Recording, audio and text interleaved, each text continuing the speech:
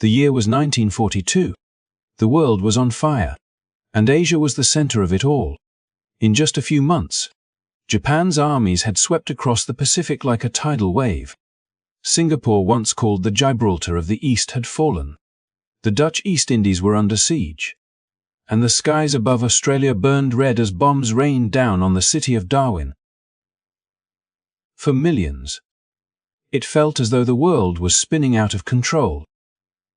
The speed, precision, and ferocity of Japan's campaign left Allied forces reeling. Their defenses shattered before they even knew where the next strike would come from. In less than 3 months, the myth of Western invincibility in Asia had collapsed.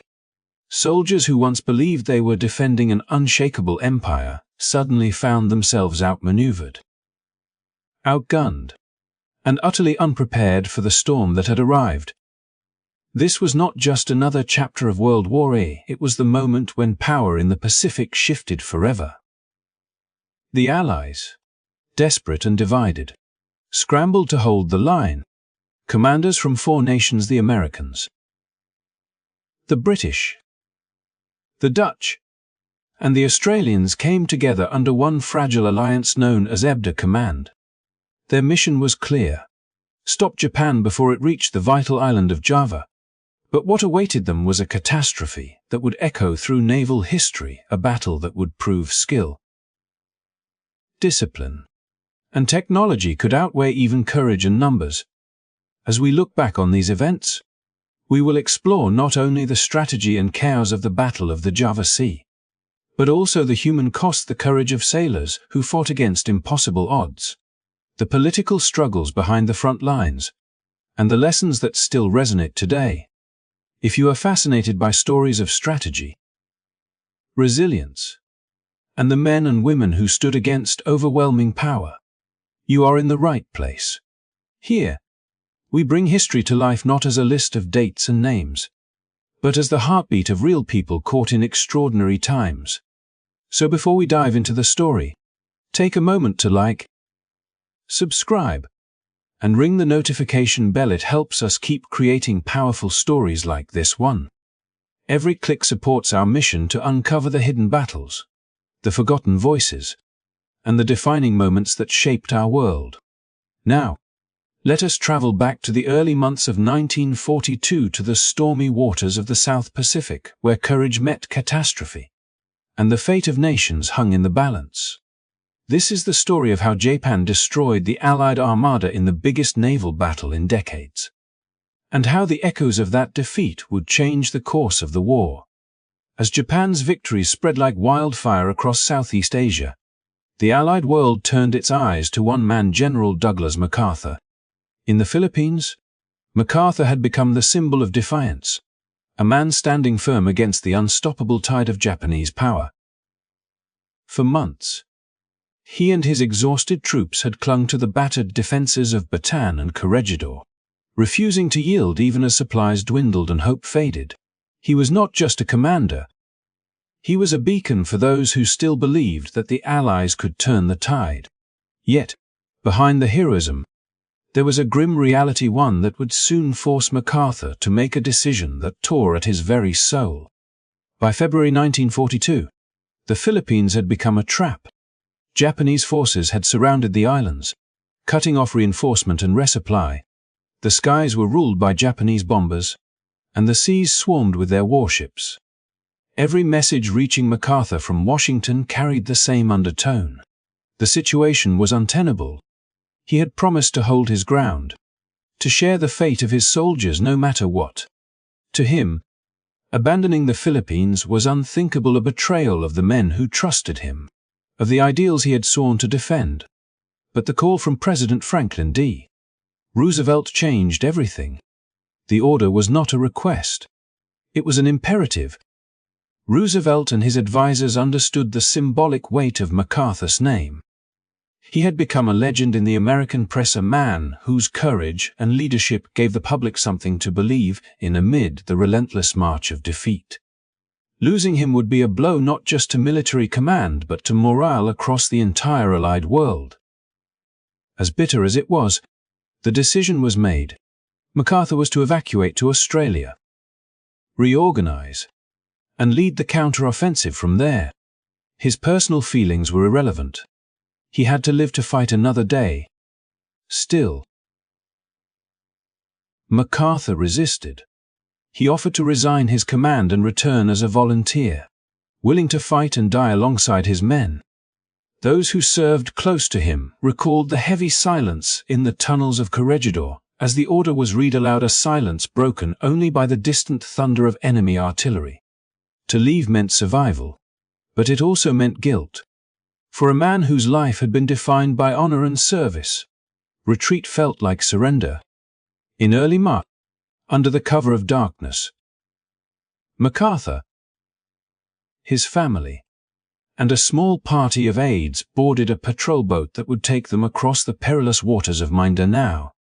The journey was fraught with danger. Japanese patrols scoured the seas, and storms battered their small convoy. Every hour could have been their last. When they finally reached Australia, MacArthur's first words to the press were resolute, echoing with a promise that would soon become immortal. "I came through, and I shall return." Those 5 words were not just a declaration of intent. They became a rallying cry for the Allied forces reeling from loss after loss. MacArthur's escape symbolized something larger than one man's survival. It represented endurance, the idea that even in retreat, the fight was not over. Australia became the new bastion of hope, a staging ground from which the Pacific War would eventually be turned around. But at that moment, hope was all they had. The Allies were on the defensive everywhere. Singapore had fallen. The Dutch East Indies were collapsing. Burma was in chaos. And soon, in the waters north of Australia, another disaster was about to unfold, one that would shatter the last remnants of Allied naval strength in the region. From his new headquarters in Melbourne, MacArthur began to rebuild what was left of the Allied command. Communication lines were weak, supply chains fragile, and coordination between the different nations strained by distrust and desperation. Yet even as the situation seemed hopeless, there was a growing sense of purpose. America's industrial power was awakening. Troop convoys were forming. Plans were being drawn. The retreat from the Philippines had not been the end, it was the beginning of a long, painful journey toward redemption. While MacArthur planned his next move, thousands of his men were still trapped in the Philippines, cut off from reinforcements, starving, and outnumbered. They continued to fight with a grim determination that defied logic. Their bravery stood as a silent rebuke to the tide of defeat. In their suffering, the world saw the cost of war not measured in battles won or lost, but in the endurance of those who refused to yield. MacArthur carried that burden with him every day.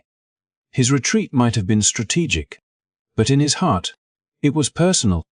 The story of MacArthur's evacuation is often told as a tale of heroism and destiny, but it is also one of impossible choices. It was about the fine line between duty and survival, pride and pragmatism.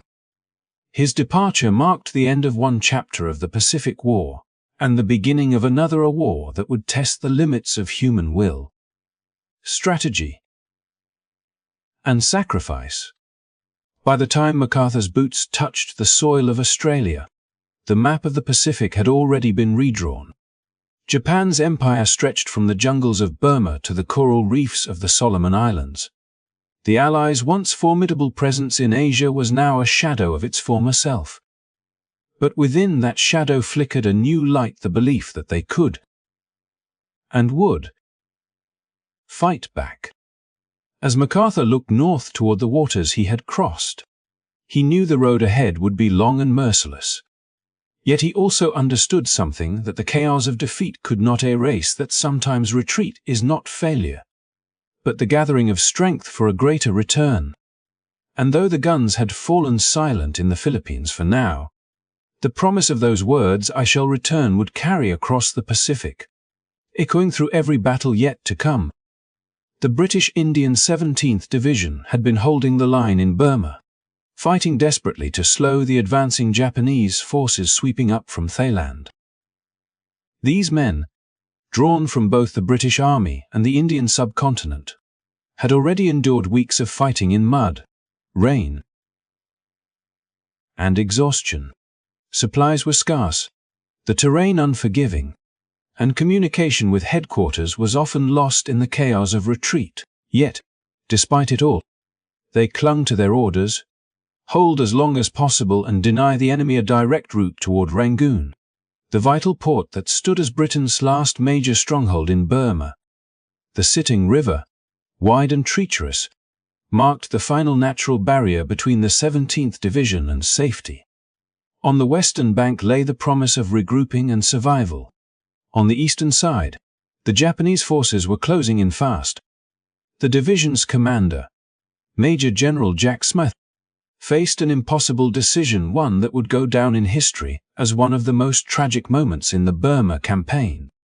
As dawn broke on February 22, 1942, the skies over the Sitting Bridge filled with the sound of distant explosions. Columns of smoke rose from the jungle as Japanese aircraft strafed retreating Allied convoys. Soldiers stumbled across the muddy roads, leading mules and carrying wounded comrades. Vehicles jammed the narrow approaches to the bridge, and officers shouted themselves hoarse trying to maintain order. The men knew that once they crossed the bridge, they might live to fight another day. But if they were caught east of it, they faced certain doom. General Smythe's orders were clear: the bridge was to be held at all costs until every unit had crossed. Yet, the situation deteriorated faster than anyone could have imagined. Japanese patrols were reported only miles away, threatening to flank the crossing and seize it from the east. Communications broke down completely, and panic began to spread among the rear units. The engineers had wired the bridge for demolition, ready to blow it up if the enemy reached its edge. But as confusion deepened, the signal for detonation came too soon. At around 5:30 on February 23, a thunderous explosion shattered the morning air. The bridge, the lifeline of the 17th Division, was blown apart in a roar of fire and splintered steel. The men on the western side could only watch in stunned silence as the structure collapsed into the swirling waters below. Thousands of their comrades were still stranded on the far bank, cut off from any route of escape. What followed was a scene of utter despair. On the eastern side, chaos reigned. Soldiers waded into the river, clutching their rifles and equipment, trying desperately to swim across under fire. Many were swept away by the current. Others were shot down by Japanese snipers who had already reached the banks. Small groups attempted to build makeshift rafts from debris and driftwood, but few survived the crossing. The cries of men calling for help held through the jungle, a haunting reminder of how quickly fortune could turn in war. General Smith later defended his decision, arguing that leaving the bridge intact would have handed the Japanese a direct route into central Burma. He claimed it was better to sacrifice part of the division than to lose the entire theater. Yet, to those who were left behind, the logic offered little comfort. They had fought bravely, believing rescue was near, only to find themselves abandoned in one of the most brutal episodes of the campaign. Survivors who managed to swim across often arrived without weapons, uniforms, or strength. Many collapsed upon reaching the western bank, their faces hollow with shock. The destruction of the Sitting Bridge became a turning point. It symbolized not only a tactical blunder, but also the crumbling coordination of the Allied forces in Southeast Asia. The British command, already strained by the loss of Singapore and the fall of Malaya, now faced the grim reality that Burma, too, might be lost. The 17th Division, reduced to fragments, could no longer hold the line. Japanese troops soon crossed the river elsewhere, advancing toward Rangoon with unstoppable momentum. For the men of the division, the ordeal left scars that lasted long after the guns fell silent. Some were captured and forced into harrowing marches through the jungle. Others joined local resistance groups, continuing the fight from the shadows. Letters written by survivors described the haunting guilt of those who escaped, while their comrades drowned or disappeared. They spoke of nightmares filled with the sound of collapsing steel and the sight of hands reaching out from the water, moments that would never fade. In the broader scope of the war, the loss at the Sitting River underscored the vulnerability of the Allied position in Asia. It revealed how communication breakdowns, hasty decisions, and underestimation of the Japanese advance could turn a strategic withdrawal into a disaster. The bridge's destruction delayed the Japanese only briefly, but the morale blow it dealt to Allied forces was far deeper.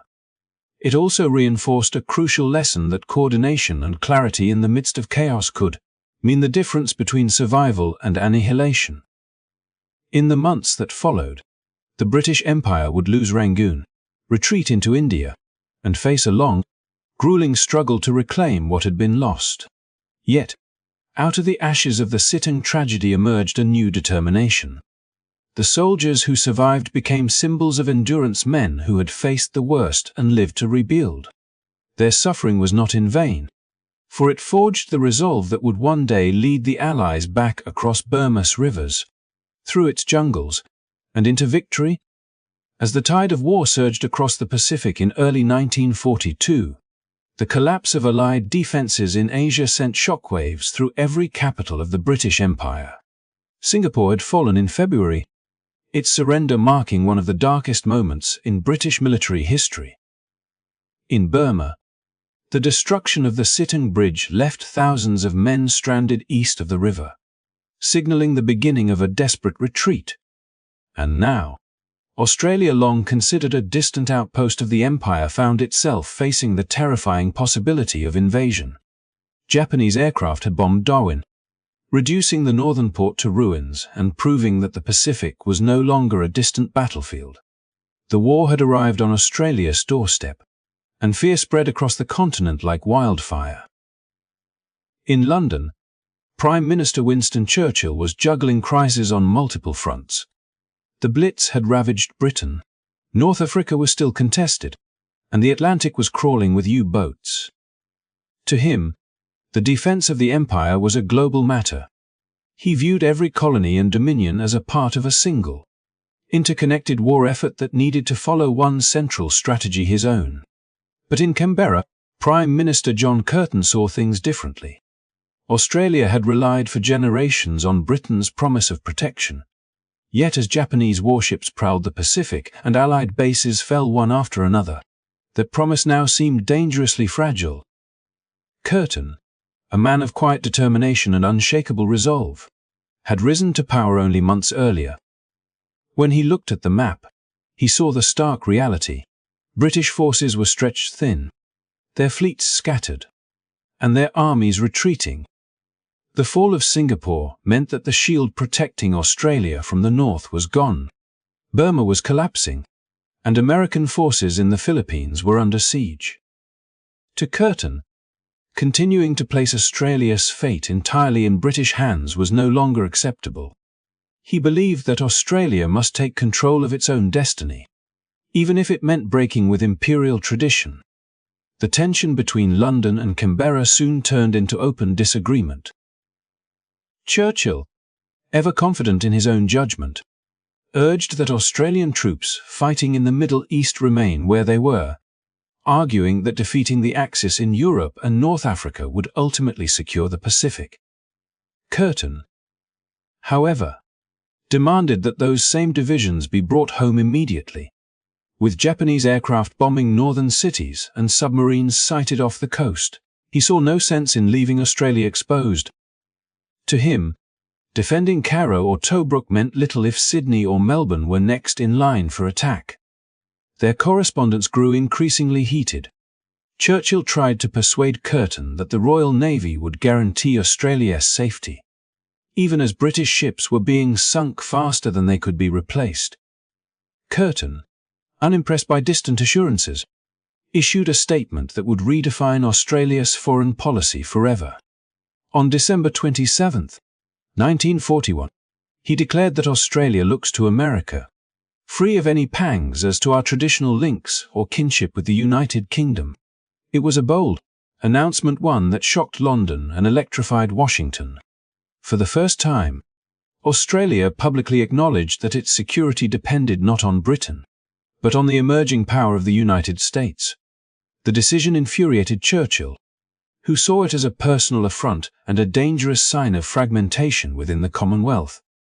He worried that if each dominion acted independently, the entire imperial system would unravel. But Curtin was unmoved. He had seen the Japanese advance firsthand, and he understood that Australia could not afford to wait for reinforcements that might never come. His priority was clear: protect Australian soil, safeguard Australian lives, and ensure that his nation would not fall victim to the same complacency that had doomed Singapore. Behind the political arguments lay a deeper emotional divide. Churchill, steeped in the traditions of empire, viewed Britain as the heart of a global family, one where loyalty flowed naturally from colony to crown. Curtin, however, represented a new kind of leader: pragmatic, nationalist, and willing to challenge old hierarchies in the name of survival. He did not despise Britain, but he no longer saw it as infallible. In his Australia's loyalty could no longer be blind. It had to be earned through action, not sentiment. The turning point came with the arrival of General Douglas MacArthur in March 1942. Having escaped the fall of the Philippines, MacArthur landed in Australia to take command of Allied operations in the Southwest Pacific. His presence confirmed that the United States was now the dominant power in the region. Under his leadership, Australian and American forces would fight side by side in campaigns that stretched from New Guinea to the Solomon Islands. For Curtin, it was vindication of his decision to look to America.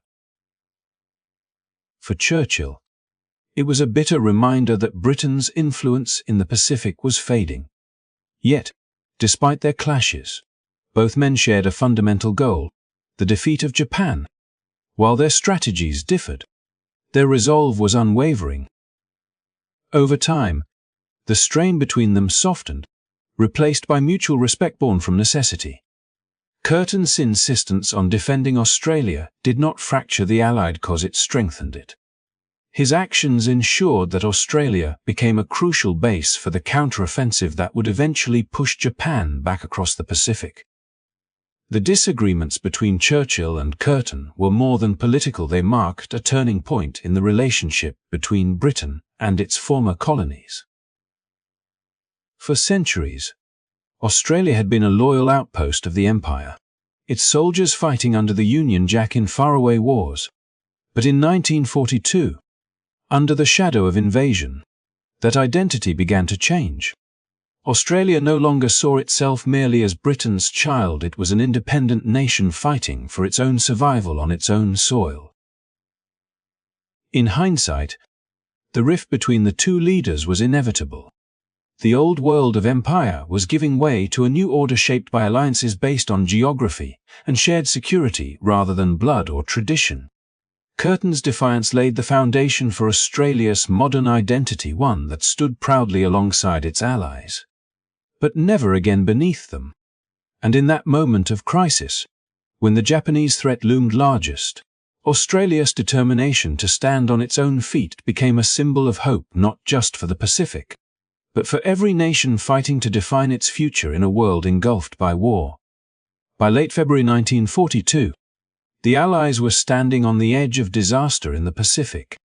One territory after another had fallen to Japan's relentless advance, and the enemy's forces now loomed over the Dutch East Indies, a region rich in oil, rubber, and other resources vital to Japan's war machine.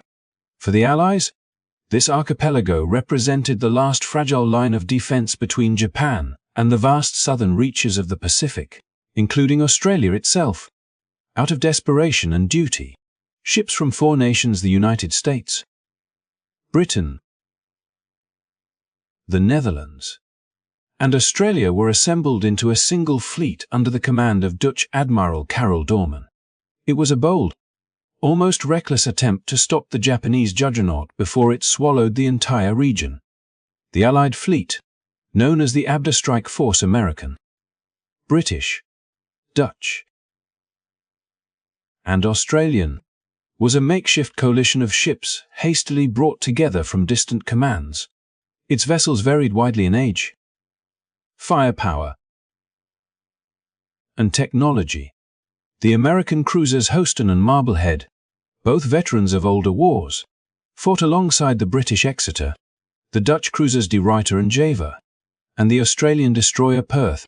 Their crews spoke different languages, followed different procedures, and relied on different communication codes, yet they shared a single mission: confront Japan's fleet and buy precious time for the collapsing Allied positions in Southeast Asia.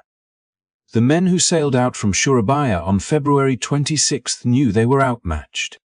Japanese naval power in the region was immense, led by experienced commanders and supported by carrier-based aircraft that could strike far beyond the range of Allied guns. But courage, not numbers, drove Dorman's fleet forward. His orders were simple: seek out and destroy the Japanese invasion convoy threatening Java. If they failed, the last major Allied base in the Dutch East Indies would fall within days. The next afternoon, February 27, 1942, the Allied fleet sighted the enemy in the Java Sea.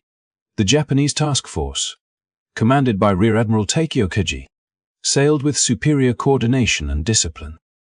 Their ships carried powerful long lance torpedoes, deadly weapons capable of traveling farther and hitting harder than anything the Allies possessed. When the first salvos echoed across the sea, it became immediately clear who held the advantage. From the bridge of the De Ruyter, Admiral Dorman signaled his fleet to engage. Shells began to fall around them, fountains of water rising as the ships maneuvered into battle formation. The Allied cruisers opened fire, their guns thundering against the horizon, but their salvos fell short or wide. Japanese gunners, trained to precision, responded with devastating accuracy. Within minutes, the British cruiser Exeter took a direct hit that crippled her engines, forcing her to withdraw under escort.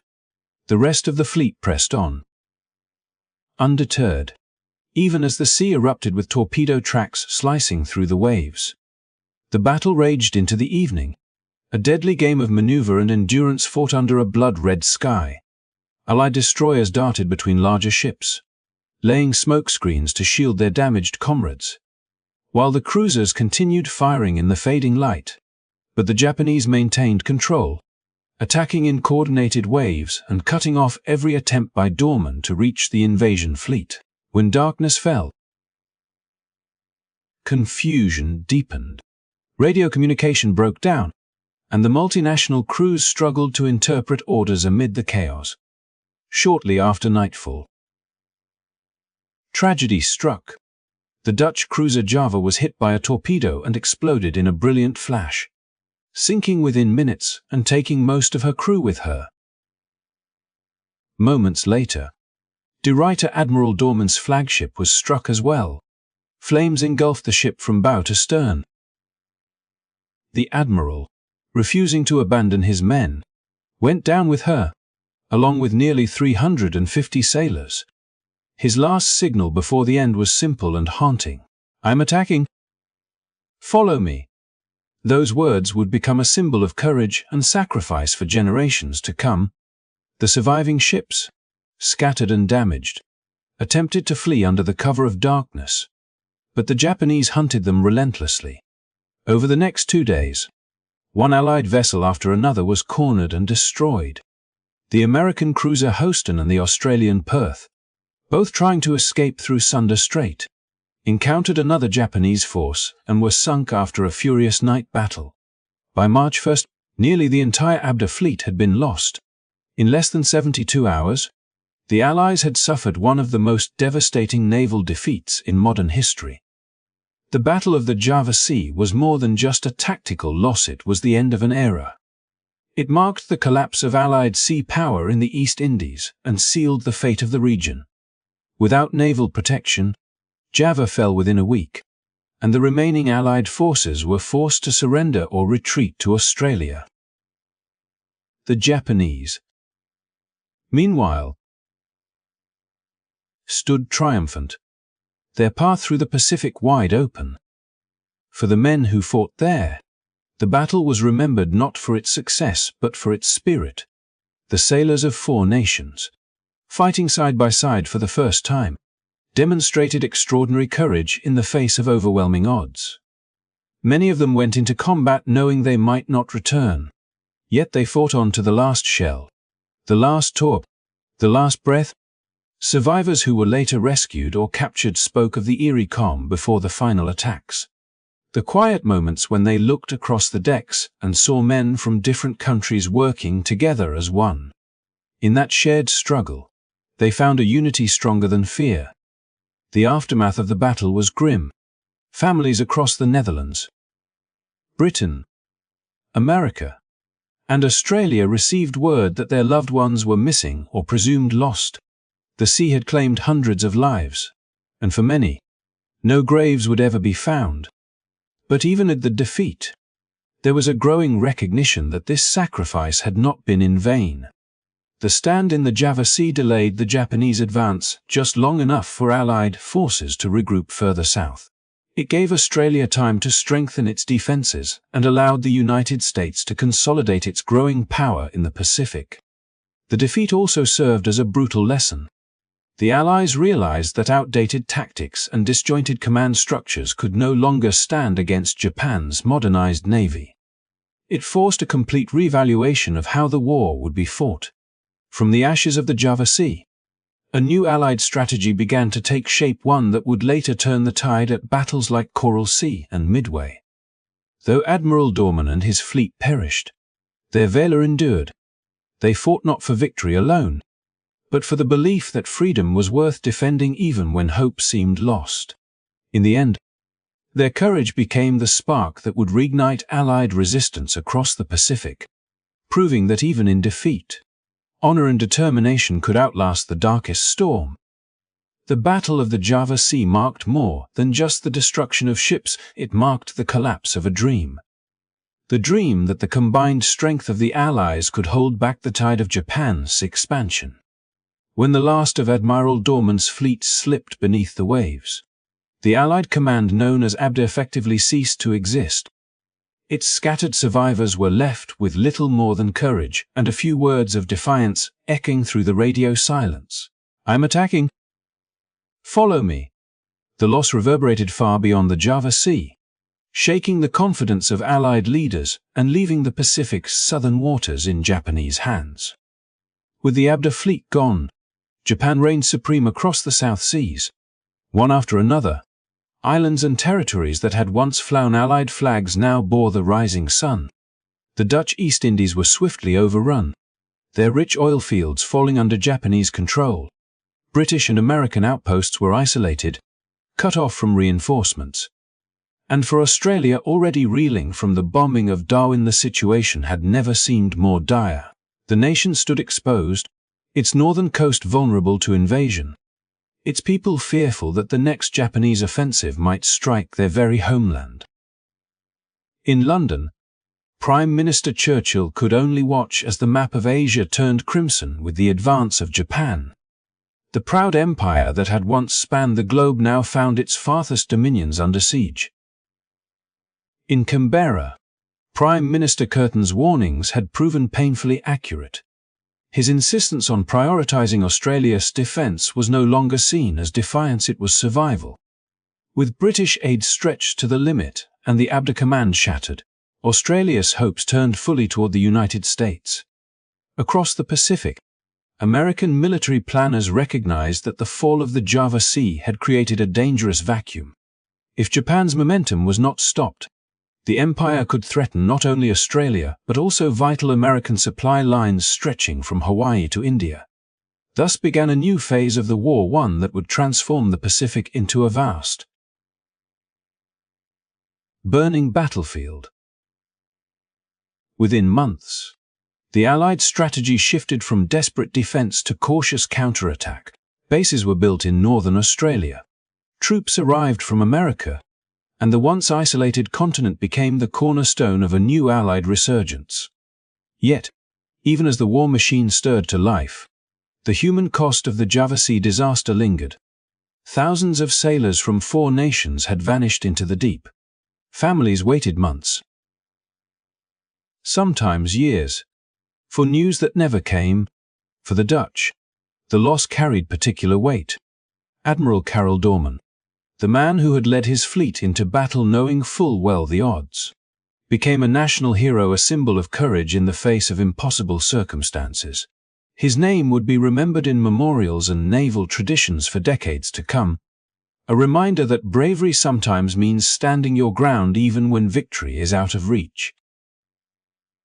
In hindsight, the dissolution of the Abda Command was inevitable. The coalition had been created in haste, born out of crisis, and burdened by differences in language, tactics, and command philosophy. But for all its flaws, Abda represented the first attempt by the Allies to unite across continents and confront a common enemy. Though it failed in its immediate mission, it paved the way for the stronger, more coordinated alliances that would follow. The cooperation between Australia and the United States, forged in the ashes of the WWII, would later become one of the pillars of the Pacific victory. For the sailors who perished in those waters, their sacrifice was not in vain. The delay they inflicted on Japan's timetable bought the Allies precious weeks, time enough for Australia to fortify, for the Americans to reposition their fleets, and for the tide of war to slowly begin turning. From that point onward, every Allied victory in the Pacific carried with it the unspoken memory of those men who had fought against impossible odds and never returned. The story of the WWII is, at its heart, a story of courage and consequence. It is about what happens when human determination meets overwhelming force, and how even in defeat, the will to fight can endure. The wrecks that now lie silent on the seabed are not just relics of war. They are monuments to unity, sacrifice, and the belief that freedom is worth defending, no matter the cost. Divers who visit them today find not just rusted steel, but the echoes of 4 nations bound together by a single cause. And so, as the Pacific War evolved through the trials of Coral Sea, the triumph at Midway, and the long, brutal push toward Japan, the memory of those who fell in the WWII continued to inspire. Their loss was the fire that tempered Allied resolve, proving that strength was not just in weapons or numbers, but in the courage to stand when all seems lost. Thank you for joining me on this journey through one of World War I's most dramatic and tragic moments. If you found this story meaningful, please take a moment to like this video and subscribe to the channel. Your support helps keep history alive so we can continue to honor the bravery, the lessons, and the humanity behind the battles that shaped our world.